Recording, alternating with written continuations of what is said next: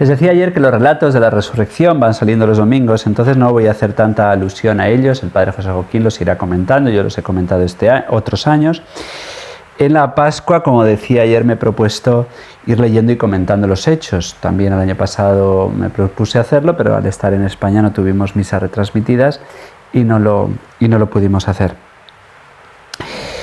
Cristo ha resucitado y ahora la Iglesia ha de resucitar en medio de los avatares y persecuciones de este mundo, ha de vivir la vida nueva de Cristo, una vida resucitada. Y si los obispos y sacerdotes creyéramos en el poder que tenemos, pues viviríamos de un modo mucho más sobrenatural. Creo que nunca les he dicho que la reliquia que tengo aquí es un trocito de hueso de San Manuel González, el obispo de los Agrarios Abandonados, un obispo al que yo le tengo una especialísima devoción. Y este San Manuel González, obispo de los Agrarios Abandonados, ya digo, tiene un libro que yo procuro regalar a los recién ordenados, que se llama Lo que puede un cura hoy. Y habla de esto, de que los enemigos de la Iglesia con frecuencia conocen mejor el poder sobrenatural que tenemos los sacerdotes que muchas veces nosotros mismos, que nos fijamos más en nuestra debilidad, en nuestros pecados, en nuestros malos ejemplos, que en la fuerza sobrenatural que habita en nosotros si la dejamos actuar. Y esto es exactamente lo que se transmite en los Hechos de los Apóstoles, en personas muy débiles, que han negado al Señor, que han vivido mucho tiempo desde sus propias energías y fuerzas, confiando ilusoriamente en su debilidad, se han estrellado, porque hay batallas perdidas, porque hay fracasos, pero vamos viendo en los Hechos de los Apóstoles cómo el Señor capacita, utiliza a estos instrumentos pobres, a estas arcillas de barro, estas vasijas de barro, los va utilizando para hacer cosas muy grandes, como en este caso Pedro, el primer papa, de cuyo discurso en Pentecostés hoy vamos a ver la segunda parte. Estamos viendo los primeros frutos del Espíritu Santo de Pentecostés. A los judíos les habla el que presumía de que no abandonaría al Señor, pero después, aprendido de su propio pecado, de su propia traición, pues ahora no tiene miedo, pero ya no es por su presunción, sino que ha perdido el miedo porque ahora es guiado por el Espíritu Santo, por la fuerza de Dios.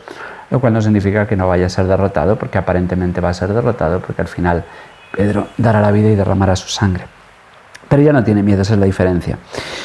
Al que ustedes crucificaron, hablarle así en un auditorio que puede acabar contigo, no parece políticamente muy prudente.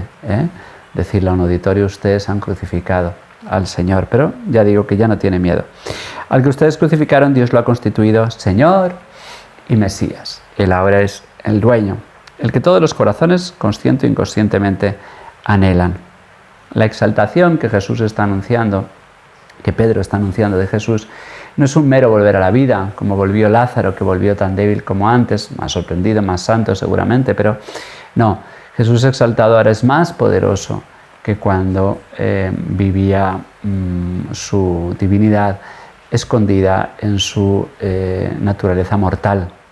El cuerpo de Cristo ya no es mortal, pero sigue siendo el Cristo, el cuerpo resucitado de Jesús. En la cristología enseñamos que Jesús, el cuerpo de Jesús, Jesús es el mismo, pero no es lo mismo. Ha sido exaltado, ha habido una transformación del cuerpo de Cristo que ahora posee pues otras características sobrenaturales. Jamás se podía haber inventado un relato como este. Y ahora por fin a posteriori los discípulos y Pedro van entendiendo a la luz de la Sagrada Escritura, a la luz de las profecías, todo lo que está ocurriendo. A la Magdalena, que nos aparece en el Evangelio de hoy, ni se le pasó por la cabeza la resurrección, porque está llena de amor, pero no tiene fe. Solo Juan, cuando vea los signos, cuando vea las vendas no tiradas como si las hubiera robado a alguien, sino bien dobladas, solo Juan empezará a entenderlo todo. En realidad ellos estaban buscando un muerto y hemos de tener mucho cuidado nosotros de no estar viviendo por y para un muerto. Nosotros vivimos por y para un vivo para siempre, que ya no vuelve a morir. Nuestro Cristo, nuestro amado Jesús, ya no vuelve a morir. Es un criterio de discernimiento a la hora de escuchar a los sacerdotes, que por desgracia no son garantía ya hoy de fidelidad a la Iglesia Católica.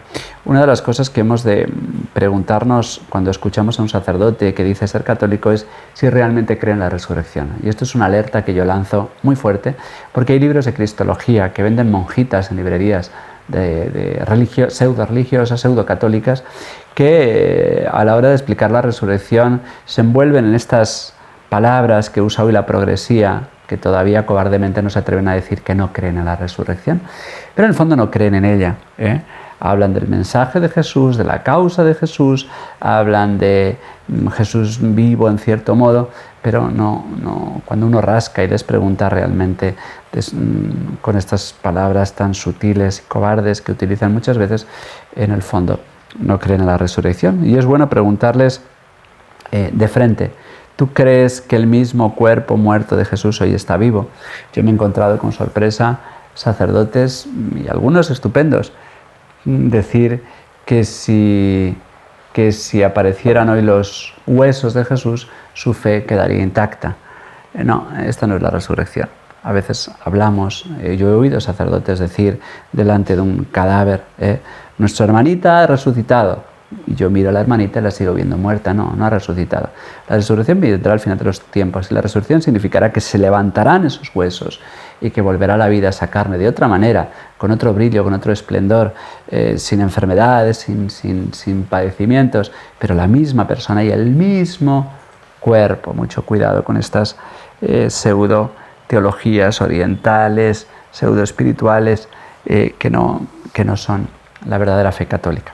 Cristo ha resucitado realmente. Recuerdo yo un sacerdote que, siendo seminarista en el seminario, se liaba ante las explicaciones rarísimas de un profesor que en el fondo no creía en la resurrección, hasta que le preguntó: ¿pero resucitó o no resucitó? La respuesta del profesor fue: no has entendido nada. Efectivamente, no había entendido nada, porque las palabras que utilizan no hay quien las entienda. Es mucho más sencillo. Jesús ha resucitado, y esas palabras les traspasaron el corazón como nos las traspasan a nosotros si nos tomamos en serio que Cristo realmente ha resucitado. Y hemos de preguntar, como estas personas que se encontraban en Jerusalén por la fiesta de Pentecostés, que estaba 50 días después de la Pascua. Muchos judíos acudían a Jerusalén para celebrar las cosechas, para celebrar los primeros frutos, para celebrar la alianza, la ley, y ahora la nueva ley de Moisés, ahora es la nueva ley de Cristo. Y preguntaron: ¿qué tenemos que hacer? ¿Con qué constitución, con qué leyes hemos de regirnos? La respuesta de Pedro, el primer papa, es: conviértanse y bautícense, sepúltense, mueran para nacer de nuevo, o déjense morir y dejen que el Señor les haga renacer. Eso es bautizarse. Bautícense en el nombre de Jesucristo, para que se les perdonen los pecados, y así recibirán la gran promesa, el don del Espíritu Santo, que no es una energía, que no es sino una persona divina, si bien es cierto que es espiritual, de ahí su nombre, el Espíritu Santo, pero realmente una persona, la tercera persona de la Santísima Trinidad, el Espíritu Santo. Recibirán el Espíritu Santo. Y esta promesa, dice Pedro, vale para ustedes y vale para sus hijos. Esta fe que hemos de transmitir de generación en generación, y que hemos de tener cuidado de que este fuego sagrado no se apague. Para todos los que llame el Señor Dios nuestro, aunque estén lejos. Con estas y muchas razones les urgía: escapen de esta generación perversa. Estas palabras no sé cómo las explicarán hoy muchos, que nos dicen que hay que entrar en diálogo con el mundo, que tenemos que estar en el mundo. Pues sí, el Señor ya lo dice, hay que estar en el mundo, pero sin ser del mundo, escapando de esta generación perversa. Estas palabras hoy tan denostadas en tantos libros de teología: la fuga mundi, la huida de este mundo que nos absorbe, que nos acorrala, que nos envuelve, que nos tienta y nos enreda, que nos hace mundanos, que nos seculariza. Escapen de esta generación perversa.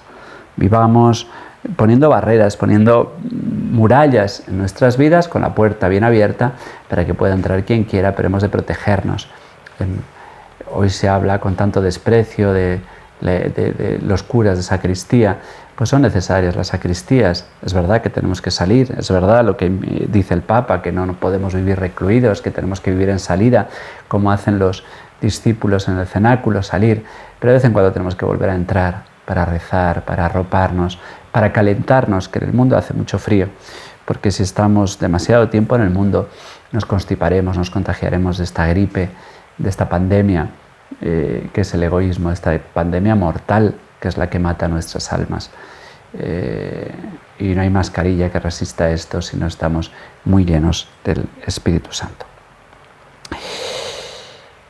Tenemos que tener mucho cuidado de este lenguaje eclesial, mundano, horizontal, que tanto se usa hoy en la Iglesia con el deseo de agradar y de ser aplaudidos.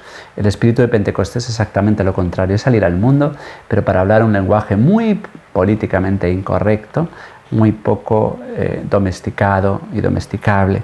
Nosotros hemos de vivir sin agresividad, pero con esta parresía, que va a ser una palabra que tanto repetirá San Lucas a lo largo de su segundo evangelio, de su segunda parte, de su libro de los Hechos. Los que aceptaron sus palabras se bautizaron, y aquel día se les agregaron unos 3.000. ¿Qué sacerdote conocen ustedes que con una predicación haya llevado el bautismo sin catecumenado, sin catequesis, a 3.000 bautismos? Son los milagros de Pentecostés que ocurrieron ayer, que ocurrieron en la evangelización de las Indias, de nuestra querida América, y que podrán seguir ocurriendo, que ocurrieron con los bárbaros y que podrán seguir ocurriendo a poca fe que tengamos. Si tuvieran fe como un granito de mostaza, le dirían a esa montaña, muévete, y la montaña se movería. Pues también nosotros hemos de predicar con esta certeza de que tenemos un tesoro en vasijas de barro y que realmente podemos transformar vidas si prestamos nuestros labios, nuestra mente y nuestro corazón al Señor para anunciar el Evangelio, por lo menos a nuestros hijos, por lo menos a los nuestros. Creer que esta semilla que estamos sembrando, esta palabra que damos, te doy su palabra, es semilla de inmortalidad, es semilla a cambiar, capaz de ablandar los corazones más duros. Pues que esta Pascua la dediquemos a bautizarnos, es decir, a morir a nosotros mismos para resucitar con Él. Que la bendición de Dios Todopoderoso, Padre, Hijo y Espíritu Santo, descienda sobre ustedes y les acompañe siempre. Hasta mañana, si Dios quiere.